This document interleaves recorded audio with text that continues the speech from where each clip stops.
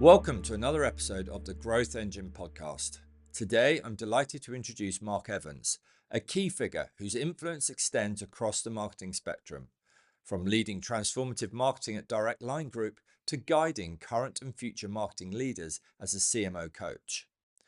Mark's career is highlighted by a decade at Direct Line Group, where he led a digital transformation that significantly elevated the company's market position. His achievements also include multiple IPA Effectiveness Gold Awards, showcasing his ability to merge creativity with impactful results. In addition, Mark plays a crucial role in shaping the marketing landscape through his involvement with the Marketing Society, where he supports the strategic growth of this global community of marketeers. Thank you, Mark, for coming and joining us today. Oh, great to be here. Thank you for having me. Thank you. Mark, to kick us off, could you give us an overview of your career and the journey you've taken to date? Yeah, sure. 25 years in a couple of sentences. So I was never intended to work in marketing. Actually, as a graduate, I did economics and was intended to go into banking, of all things. So I had a graduate job in corporate finance, and I deferred that for a year to do a sports president role, like a sabbatical role in the Students' Union. And during that year, my graduate job disappeared in a puff of smoke, and I was made redundant before I'd even started my career. That's impressive. Bit of a kick at the time, but I was probably saved from probably quite a poor career in finance, to be fair. Right. And then I joined Mars for a decade, and that was where I cut my teeth, learned my way around marketing. Then I was subsequently made redundant another 3 times in my career. Wow. So I suppose, in a nutshell, my career has been quite a lot of chance, circumstance, and serendipity. Yeah. But through it all, I guess I've been fortunate to have some great marketing roles. And then the last decade was at Direct Line Group. I was on the exec there through IPO and digital turnaround and transformation. And then about 18 months ago, I decided that I would leave the corporate world behind, or kind of, and move into a portfolio space. And probably can get into it in a bit more detail. But ultimately, I decided I wanted to have more fun, more learning, have more impact, using the skills I'd gained from my career to do a number of other things, which I call a fruit salad. So I've gone from redundancy to redundancy to redundancy, a couple of great chapters at Mars and Direct Line, and now using all of that experience to try and help more people in the world. Fantastic. So I'm interested in hearing about so it sounds like Mars and Direct Line were the 2 big chunky parts, shall we say. Could you give us an overview of what you were working on, things you're most proud of in your time at each of those? Yeah, for sure. So I think Mars is a thoroughbred marketing-led organization. All the senior leaders have come up through marketing. It really rules the roost. And so in my graduate time, I worked in sales and manufacturing, and then I moved to Greece to do marketing. Amazing experiences. Very, very privileged to do that. And then I spent most of my time in European pet care, so working on some of the biggest brands in the world, like Pedigree, Whiskers, and so on, which probably most people are still familiar with, and launching new products, doing big communication campaigns. And then I moved into a European role working for Caesar Small Dogs. Who knew? Right, yeah. It's such a profitable and successful brand. Similarly, a European brand leader role. So it was sort of in market, local, global responsibilities, all facets of a classical marketing schooling. And then at Direct Line, almost the opposite of that. By this stage, I'm now on the Exco. I'm responsible for marketing and other things. This is an organization where marketing doesn't rule the roost. That's not the case in financial services. It's not the strategic leadership function. So really building capability, and some of the things I'm most proud of, which I'm sure we'll get into, is the turnaround of the Direct Line brand itself in 2014, the Fixer campaign, which went on to win a number of IPA awards, and really galvanizing a marketing team which had lost its voice for a golden decade, where we replicated a lot of the success I had at Mars, but in a very, very different and probably more challenging context. So I had 2 fantastic decades across those organizations. They're such vastly different businesses, going from Mars, which is very, very, I'm presuming, very, very marketing led as an organization. Direct Line into financial services is very different role. When you first came into the role at Direct Line, what was kind of like your to-do list, so to speak? Well, they are chalk and cheese. You're Yeah. right in saying that. In service-based organizations, marketing does not have preeminence. But if, in contrast, in consumer goods, FMCG, if you like, often it's a bit more of a sausage factory, in proverbially speaking, as in it's just the next MPD to get through to the retailers. Right. And it's very cyclical and stable. And actually, as a marketer, you're not really involved in the organism of the business, as in the Right. culture. There is no service aspect, the messiness of the operating model itself. Whereas in services, it, the brand is everything the customer experiences, including operations and technology. And so, whilst you don't rule the roost from a strategic point of view, very much more involved in the culture and the organism, as I like to call it. So they are chalk and cheese. So going into Direct Line, to be honest with you, I joined just going into an IPO process, Right. where as part of the package that saved Royal Bank of Scotland in Yeah. early 2010s or whenever it was, on the back of the financial crisis, it was mandated that Direct Line would go through an IPO process and separate, and the proceeds would go back to the government. So I've never been through an IPO process or anything like it, but it was on the front bench team to sell this business to the markets. And so a huge capability build program, which was very much nascent, to present a business that was attractive for sale, and then go and deliver those plans that we put into the IPO. So Right. Yeah. huge turnaround transformation, lots of cost out, lots of new agency relationships, lots of new people and building talent and capability. So it was really a big established business, but we needed to go back and really reboot and start again. Fascinating. You I'm really keen on picking up on a couple of points that you've mentioned. I want to get into the piece that you're proud of, which is the brand transformation campaign. Understand a little bit about the digital transformation that you went through, but I really want to tie this into the IPA awards as well. So, but before we get to that, you've mentioned, and I think this is the right time to ask this question because in a previous discussion we had, you mentioned how important it is for CMOs to speak the language of CFO and CEO. And presumably, when you came into Direct Line, this was a critical piece in order to start outlining your vision for the journey that Direct Line had to go on. So, can you expand on what exactly you mean by speak the language of the CEO and CFO and how Yeah. this can help you? I mean, this one runs quite deep. So if you remember, I was nearly in finance. I was nearly a banker, Yeah. saved, but nonetheless, I suppose that commercial mindset has really always been to the fore for me. And I really rail against the notion that marketing is a colouring in function. Yeah. Well, this is where And this, what we hear a lot. and it's all too present, and it might be a cliche, but it's alive and well. So just as one example, more or less the last face-to-face meeting I had before the pandemic in 2020, I was talking to a graduate who had just come into the function, having been in procurement, a smart guy, a trained accountant. And my standard question was, what did it feel like when you found out you were going to be coming into marketing on your next rotation? And he went a little white, and he said, well, actually I was quite nervous because I was rubbish at drawing at school. And so his preconception, I mean, he's literally saying out loud, I thought I was going to colour in. Yeah. He then said, "Oh, I've been so impressed with how, data driven and digital it is." But he couldn't put the words back in his mouth quickly enough. Wow.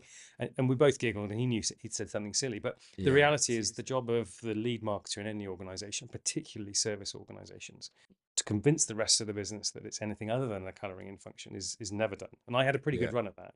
So I Yeah. had a CFO who would say publicly, even to investors, I know the value of marketing. I see it Mm. as an investment, not a cost.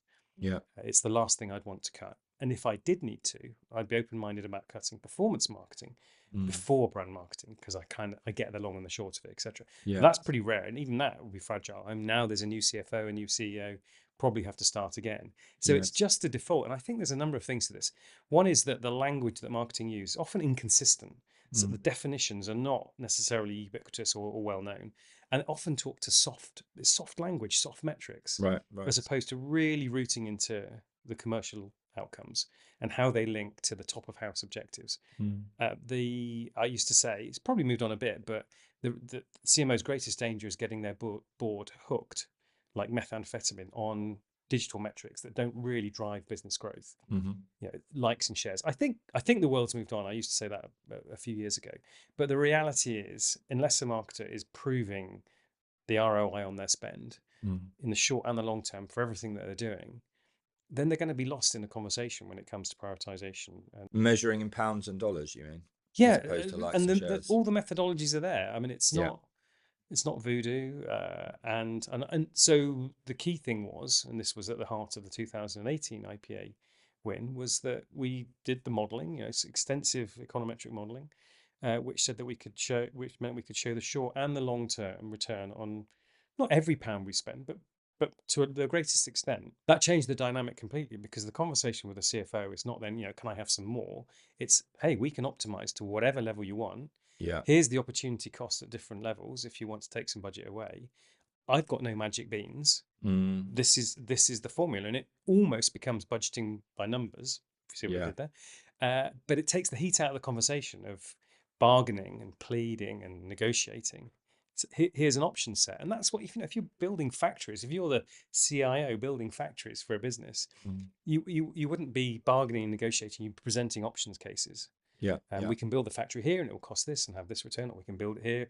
And I don't see any difference in terms of investing in marketing spend. I mean, Mm. the currency is different. We're not talking paper clips and desks and office Yes. space, but the notion of the way the CFO would approach it is exactly the same. Yeah. So I just think a lot of marketers shoot themselves in the foot by obsessing about showing the creative in the boardroom, Mm. not being close enough to the CFO so that they're literate in the language that marketing speaks. Mm. So it's a really big focus point, because I see time and time again, for all their best efforts, CMOs never really get the trust. And this, I know this is now a long answer, but this is the key of it. Yeah. 80% of CEOs don't trust or aren't impressed by their CMO. 80%. Yes. That's And without huge trust, you have nothing. no.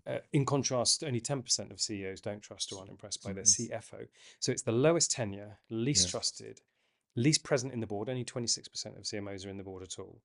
So it's coming from quite a marginalized position that, unless you're speaking a commercial language, you're just perpetuating the colouring in cliche.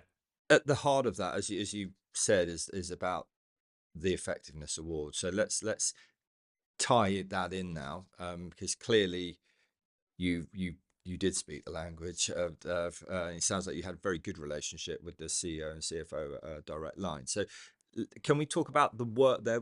Let's talk about the brand work first, and then get on to the digital transformation, and if we can weave that into the IPAs. Yes, so there's two phases. The first phase is straightforwardly the revamp, reboot, reignition of the direct line brand. This was the market leader, created the market for direct insurance. It had previously been brokers, and had had a brilliant run for 20 odd years. And then fast forward to 2012, and now it's in terminal decline, which is a problem, because it's the name we've chosen to put above the door for the IPO, and it still is really the engine of profitability for the business. Right. And yet we'd seen in I think 3 years, quotes had halved. So in real trouble. All the commercial metrics, all the brand metrics are heading south. So as soon as we got through the IPO process, then initiated a complete strategy review for the brand. And so we did all the classic segmentation, consumer research, and so on. And the grounding insight for everything was that the core category benefit of insurance had been forgotten for 2 decades. The purpose of insurance is to help people in their darkest hour, in their moment of need. And yet for 20 years, everybody had talked about the process of becoming insured, the purchase, the discounts, the buy, not the benefit.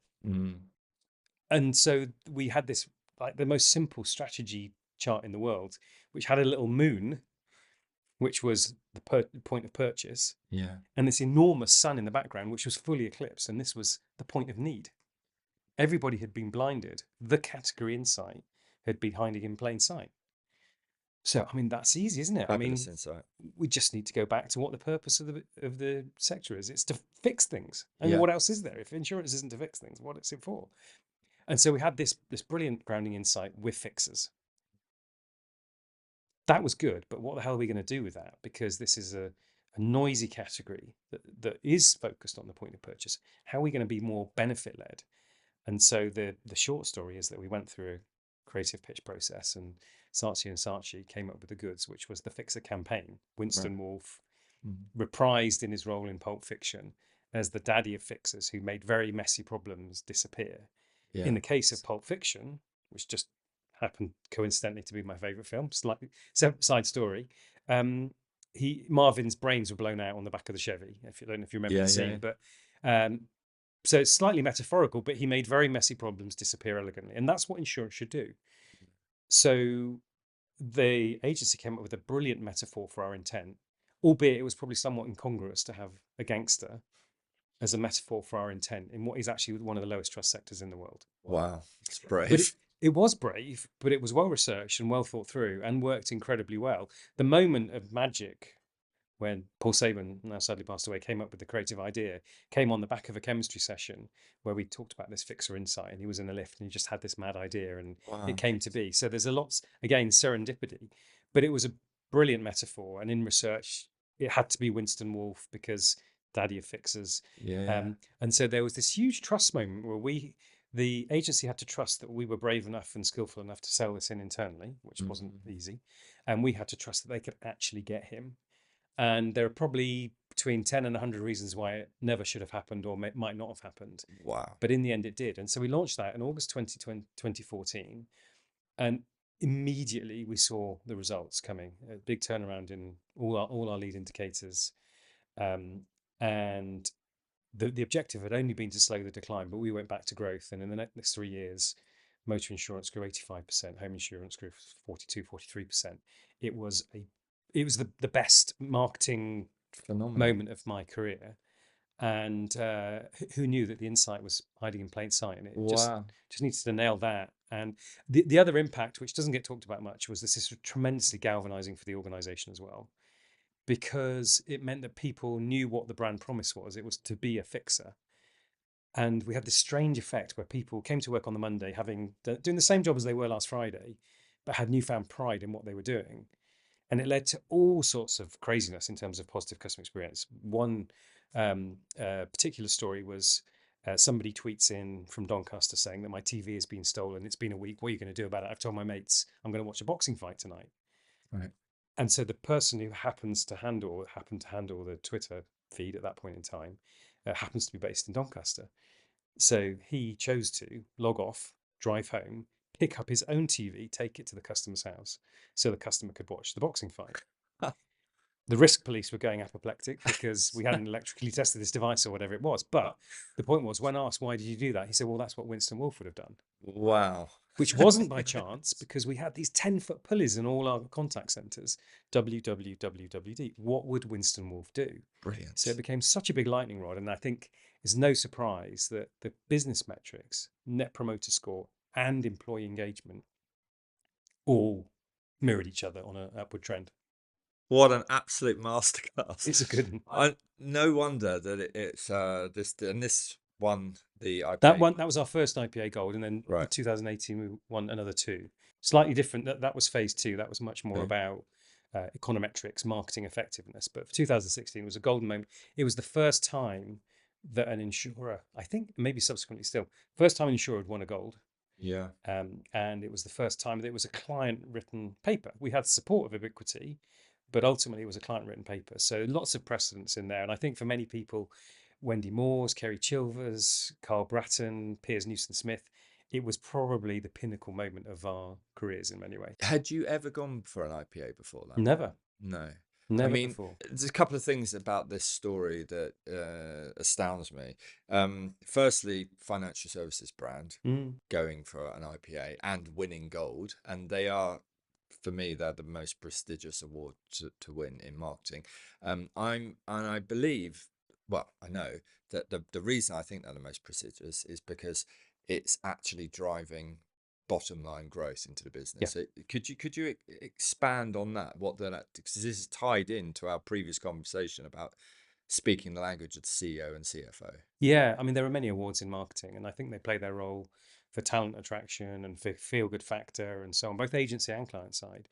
But often it's very, very subjective. It's the opinion of judges who could be having a good day or a bad day, or just choose to see the world a certain way. And often it's a bit flaky in terms of their genuine impact.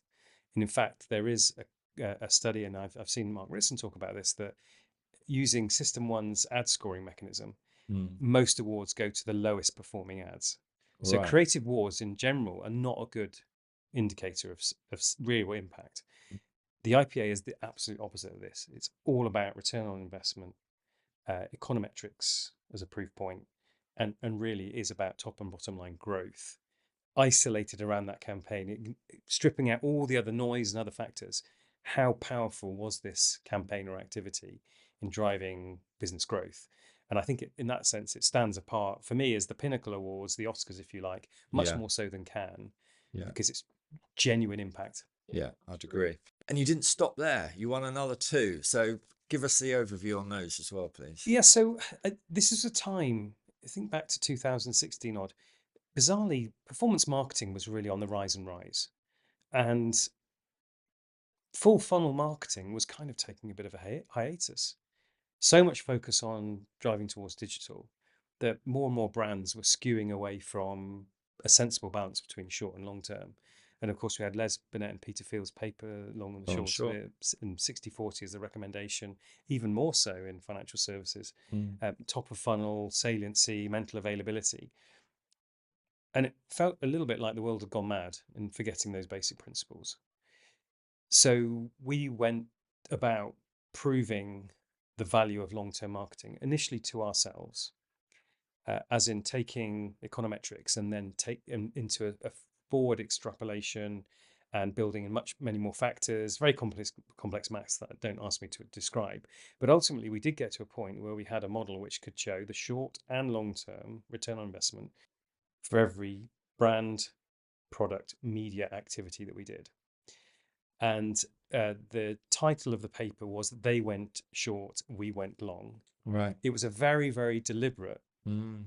not poke, but a very, very deliberate demonstration of this is the fundamental point of brand building. Yeah. And here we have proven it. And into that, we used various lessons across our portfolio. So, for example, we had a brand called Privilege where we had turned off advertising a few years hence as part of a portfolio prioritization exercise.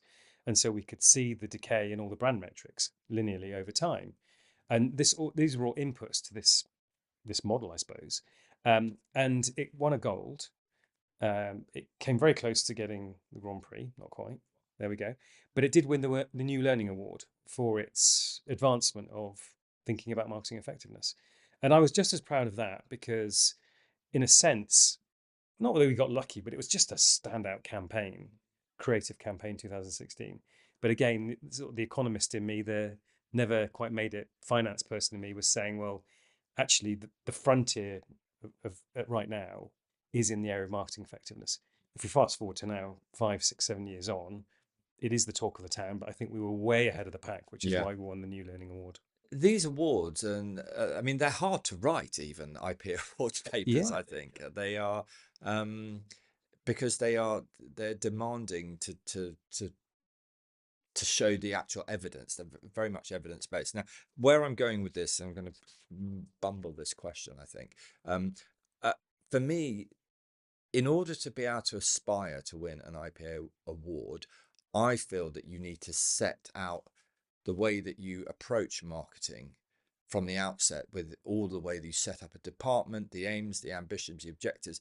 That it strikes me that you've almost got to educate yourself in a certain way to do that. Now, I'm going to weave this in because I know that education and marketing is something that you're very much involved in and very passionate about. mm. But when you came into Direct Line, was there this knowledge about how you go about proving marketing effectiveness, or did you have to learn that, or did you have to build that into the culture within Direct Line?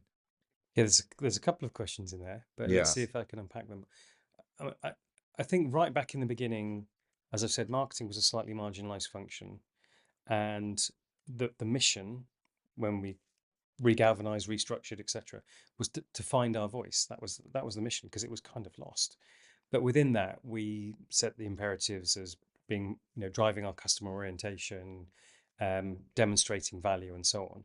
And so we built a marketing effectiveness function from the ground up. Right. Core to that was a guy called Carl Bratton, I've already mentioned, who his degree was in econometrics. Right. He'd worked media agency side, with Mediacom, coincidentally on Direct Line brands, just by coincidence.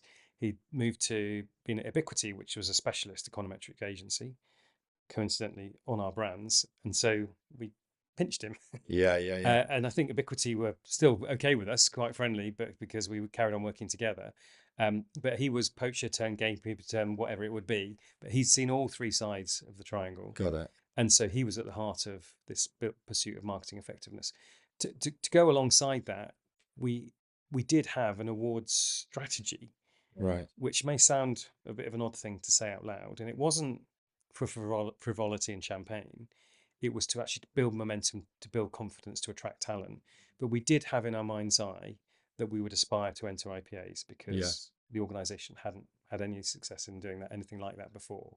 And so It almost gave you a North Star. a bit of a North Star. And I think the thing that I hope I brought was ambition. Mm. Because actually, having been made redundant 4 times, not a laissez-faire attitude, because that would be wrong and arrogant, but ultimately, like, screw it, let's go for some stuff, let's do it, let's really push ourselves. And it harks back to my days of playing rugby, where it was, you put your head where it hurts for the team, we're in it together, we win or lose together. And actually, captaincy is a relatively, compared to some sports anyway, it's less all about you. You don't make all the decisions. You're not in the limelight. You're not the lead scorer more times than not. And so I just think we just had a great team, and the marketing effectiveness was one component part of it. Mm. But it was very much the whole system that, and I still reminisce those days, and people who are in the team reminisce those days. Can't last forever. It's long gone, but they were great days. Yeah, fabulous. So let's talk a little bit about education, professional development within marketing.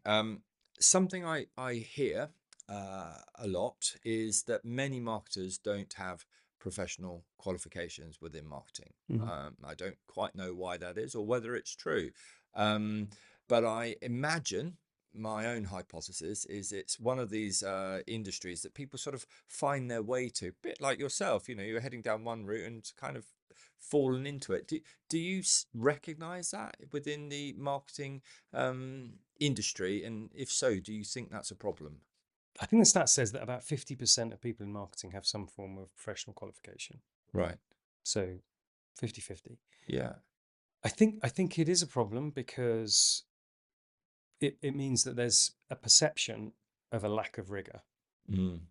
So not necessarily the reality, because I think being a great marketer is a lot about intuition and instinct and curiosity and open-mindedness and possibility. So and the frameworks aren't that complicated, and the processes, to understand the neuroscience of advertising, it doesn't take a genius.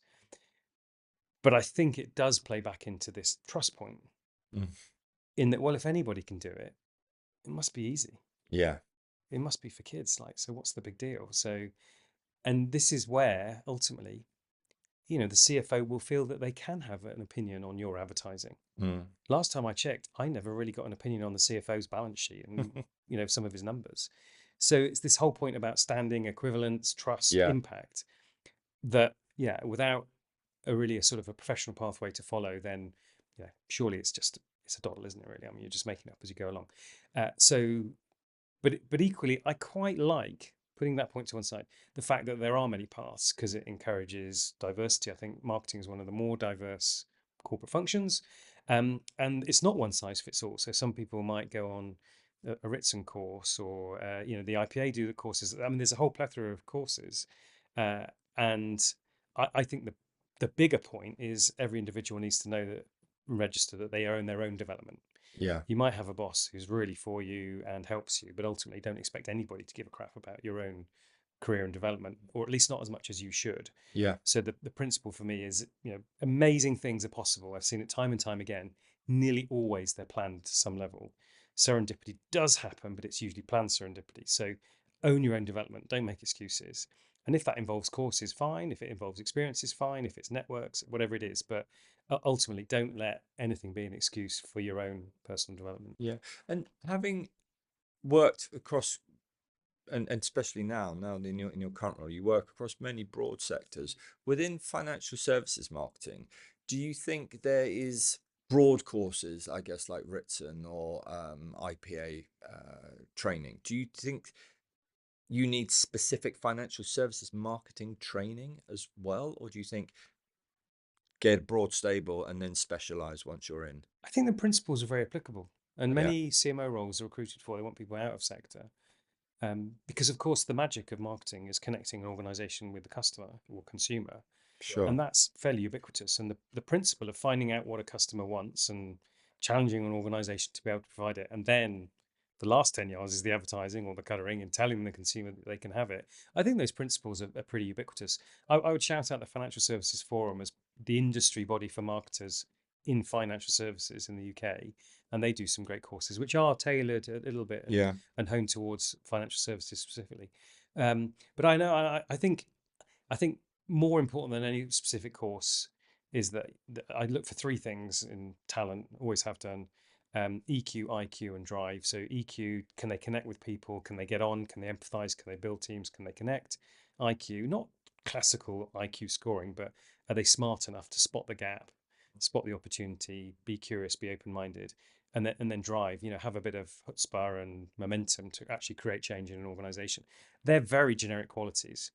And if I think to Mars, final point maybe is, in Mars, marketing did rule the roost, but many people in marketing moved across to HR functions, to operational functions. And many people who came up through marketing had been in those other functions. And so actually, but they all had those kind of attributes. Yeah. And so, yes, maybe anybody could do marketing, but to be really good, you've got to have those attributes. Yeah. To get to the top of the tree, shall we say, the CMO role, you are a CMO coach, aren't you? And I am. I understand that you believe, or a lot of the areas where you work with CMOs is helping them in their first year of activity. Yeah. And I believe I've heard you say that the first year of the CMO role is the most challenging. Why is that? And what should they do, aspiring CMOs or CMOs? What should they be doing in that first year? Yeah, so I do coach CMOs. It's probably about a quarter of my working Of the fruit salad? of the fruit salad. And I really love coaching CMOs, not because I coach in marketing, but because I get the context and they're just my tribe, my kind of people, Yeah. optimistic, positive, curious people. This is a conversation about tenure. I was lucky to have 10 years tenure twice. I really think I only got to the good stuff after a couple of years. It took not me, but the team, a couple of years to get to everything we described around the fix for direct line.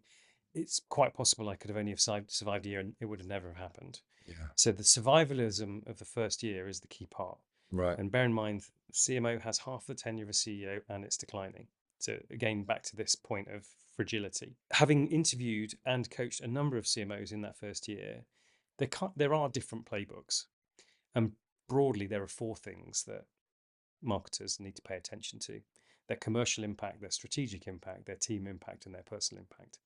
And under each of these, there's a very, very typical group of things that they're going to need to pay attention to. So you could call it an audit if you like. But anyway, these are the things that need to pay attention to. And then it's obviously about prioritizing, getting some early wins and so on. But typically, there are four types of pathway for CMOs. One is that the strategy's clear, the commercial impact's good, and the team's pretty settled. And it's often a succession move. And so the focus is on the individual landing, connecting, maybe have their 100 coffees, not shake the apple cart, just bed in. Yeah. That's rare, and that's the easy one. Yeah. The others are a bit more challenging. The second one is that the strategy's clear, the commercial impact's pretty good. You're fine. There's nothing burning for you, but the team is going to need a lot of attention to take the strategy or the commercial impact to the next level. So that's where the first focus is going to be. The third, and you see where I'm going here, is that the commercial impact's great, the team's great, you're good. We need a new strategy. So that's where you're going to upweight. But the most common is, we like our strategy, we like the team, you're landing well, but it's on fire. Yeah. The short-term commercial impact. And this is often where marketers fall over, really creating that initial commercial impact, and probably only get a year before a CFO and or a CEO will get impatient. Yeah. So it's really about, and then I use this concept, which I've stolen from Charlie at the foundation, which says, and then you need to look at burningness. So you've got all these things you need to pay attention to, take care of. Where do you start? Because there's too many. Mm-hmm. And so Charlie's got this lovely sort of hierarchy of burningness, which says it starts with burning ambition. Burning ambition is really good and motivating, the pursuit of something remarkable. That's quite exciting. But it's not nearly as impactful as burning fear, loss aversion, the fear of losing something really important that we've got today. That's much more motivating to instigate change and impact. Right. But that's not nearly as motivating as burning pain. Like, it's on fire today. Mm. And so assessing all the things you need to take care of and its level of burningness to get really laser focused Yeah. to get through that survival period, Right. Right. which all too often CMOs don't. No. No. You must be a rare breed to have two tenures of 10 years as a. In, it is probably Yeah, few and far and between. I would say this, but I'm quite a fan of 5 year plus tenure Yeah. because by that stage you've accumulated all the toolkit you need. You've Yes. got trust, you've got impact, get more involved in the overall strategy, culture, model of the organization. And I think genuinely that's where the good things come. You might land, like I did, you might land a great campaign in year 3 or 4 or whatever it Yeah. was. But in terms of legacy and long term impact, I think these things take time. We've talked about partnerships with the CEO and CFO.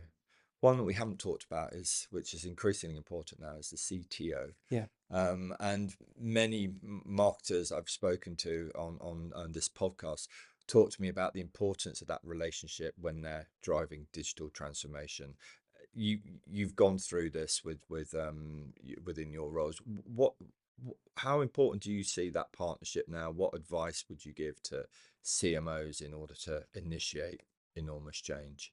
Yeah, it is very true. It's become much more important in the last 5 or 10 years with the advent of MarTech and data and personalization. I've heard a couple of CMOs talk about the CTO being their work husband or their work wife, Right. as in this is the new alliance. And I think that's probably true that insofar as some of those levers that the marketer can pull is around utilization of data and MarTech, and not least in financial services. So I think that it's absolutely true to build an ally in the technology function of the organization. I just hold that slightly in balance with, again, remembering the long and the short of it. Yeah. It's not at the expense of everything. Hold everything in balance, and the drive for data and personalization probably is a little overblown at times, given the reality of the data estates and the technology estates of many organizations. Mm. It's often not all that, but nonetheless Yeah. increasingly important. So your advice in the broader sense would be to listeners would be go and read the long and the short. Go and read the long and the short of it, and then think about how you build your campaign internally. And then we've danced around the C-suite, but I think for the CMO, the challenge is to have great relationships everywhere and think of it as a weakest link thing. And it does strike me as a paradox that a core skill of marketers is to understand what makes people tick, which is why in Mars people move between HR and marketing. It's what's going on inside their heads, what are their Yeah. unmet needs, and often people don't click. So I need to use those skills on my C-suite peers and my board. Like, what are they really looking for? Yeah. See them as a consumer. What are their unmet needs? How do I meet them? How do I communicate to them? It's the same. It's a marketing process. Marketing needs to get better at marketing. Mm. That will probably be true forever and a day. But it is somewhat ironic that marketers don't use those skills to Yeah. better manage all of their C-suite Yeah. relationships. We've talked about your career. We've talked about your role as CMO coach. You're also work within the Marketing Society. Yeah. Can you explain the Marketing Society and what it is that you do there? Yes. So the Marketing Society is a global member organisation, 3,000 members, majority in the UK, but expanding globally under Sophie Devonshire, the CEO. I was a member of the Marketing Society for a number of years. I was very proud to get a Marketing Society fellowship in 2018. And then I joined the global board shortly after that.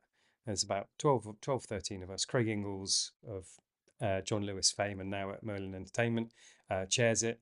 And our role is to help to steward and guide and advise the business. The purpose of the Marketing Society is to build the next generation of marketing leaders. So for me, it is the go-to community and network for senior marketers who want to get on, do great events, great learning, great training, and so on. But it's also the best connected network to tap into, get infinite advice. And we talk about, we want to build leaders who can be good and do good. So achieve and have success, but also achieve significance simultaneously. So I think there's a lot going for it. I love being involved in it.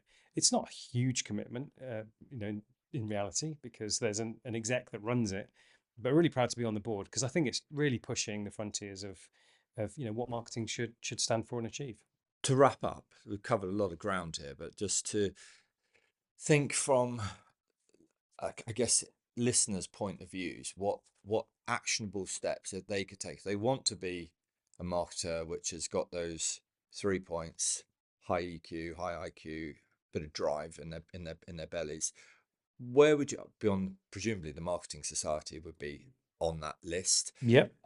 What else would you sort of suggest as a bit of a kind of wrap up to-do list for them to go and focus on to start that step towards the next step of their career? I go back to Mars days, and where literally anything was possible in a career, and amazing people achieved incredible things, but you didn't get to do anything, any training, anything at all, unless it was in your personal development plan. Right. ... You had to have one. Yeah. It had to be pretty good. ... You had to be having a vivid conversation with probably a mentor and your line manager about your personal development and why this was the plan you had in place. And so I think this is the reframe and I've mentioned it already, to really grasp your own personal development plan with real gusto. Typically, personal development plans are quite superficial. It might be around 3 development needs, doesn't really capture how do I harness my inner brilliance that I've already picked up to this point already. And so I just think, and so at Direct Line, we reinvented the personal development plan format to be much more all-encompassing, much more about the inner you, the short, the medium, and the long term. And I used to say it repeatedly: you can achieve almost anything in the world, but really only if you've planned for it, in truth. And therefore, you don't get to go on. We divided the training budget by the number of people.